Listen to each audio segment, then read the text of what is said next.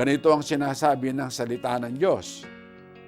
Kaya nga, sinasabi naman ng karunungan ng Diyos, magsusugo ako sa kanila ng mga propeta at mga apostol, at ilan sa kanila ay kanilang papatayin at pag-uusigin. O dito pa lamang po, mga giliw ng mga taga-subaybay, makikita natin, mahalaga ang pagsusugo ng Diyos. Sa Lumang Tipan pa lamang, may mga sinugo na siya. Yan ang kanyang mga lingkod na propeta. Sa Bagong Tipan, ayon na rin sa binasa natin, ang kanyang mga sinugo ay ang kanyang mga apostol. Ngayon, andon po yung bottom line, yung katotohanan, yung common denominator na mahalaga ang pagsusugo. Sa dalawang panahon, sa panahon ng Lumang Tipan, sa panahon ng Bagong Tipan, ay pawang may mga isinusugo ang ating Panginoon. At maliwanag na sa panahon ng Bagong Tipan, ang kanyang mga sinugo ay ang kanyang mga apostol. Ngayon, atin na pong puntahan agad yung unang kahalagahan. Gaano kahalaga ang mga sugo ng Diyos?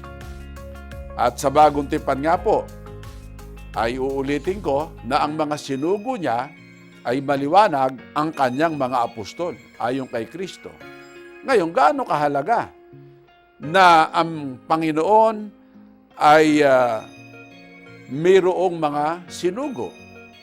Unang-una, sa itinuturo ng banal na kasulatan, sila'y mahalaga sa pagtatamo ng kaligtasan ng isang tao.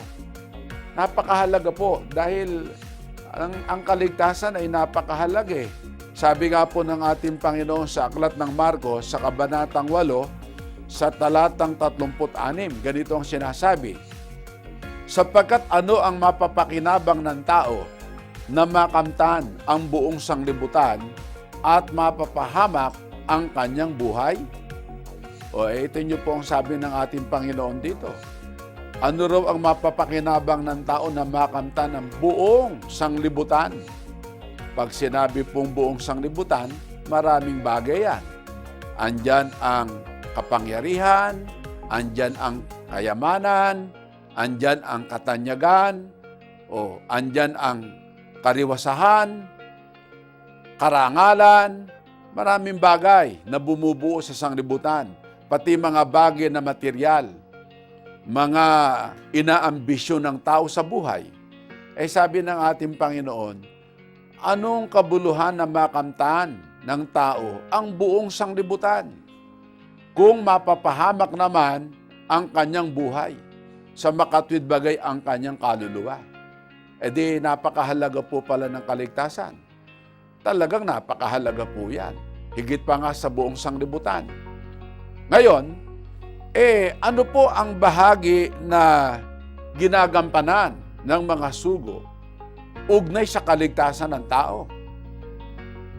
Ang sabi ng salita ng Diyos dito sa aklat ng unang Korinto sa kabanatang 1, at ganito po naman ang sinasabi sa talatang 21. Ang wika ng kasulatan ay ito, sapagkat yamang sa karunungan ng Diyos ay hindi nakilala ng sanglibutan ang Diyos sa pamamagitan ng kanyang karunungan, ay kinalugdan ng Diyos na iligtas ang mga nagsisipanampalataya sa pamamagitan ng kamangmangan ng pangangaral. Narito, mga minamahal, maliwanag ang salita ng Diyos. Sa karunungan ng Diyos, hindi nakilala ng sanglibutan ang Diyos. Siyempre, ang karunungan ng Diyos hindi kayang maapuhap ng tao. Kaya kahit ang tao may mga taong marurunong sa sanglibutan, hindi pa rin nila nasumpungan sa pamamagitan ng karunungan ng Diyos. Kagaya ng mga bagay na nilikha ng Panginoon.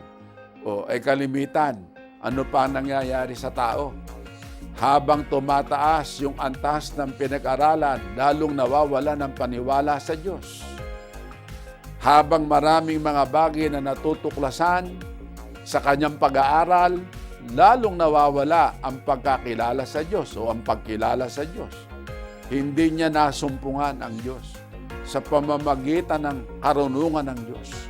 Ngayon, ano ang sabi? Kinalugdan ng Diyos na iligtas ang mga nagsisipanampalataya sa pamamagitan ng kamangmangan ng pangangaral. Ang pinili ng Diyos na kaparaanan para ang tao maligtas ay yung kung ituring ng mga marurunong ay kamangmangan. At yan ang pangangaral ng kanyang mga salita.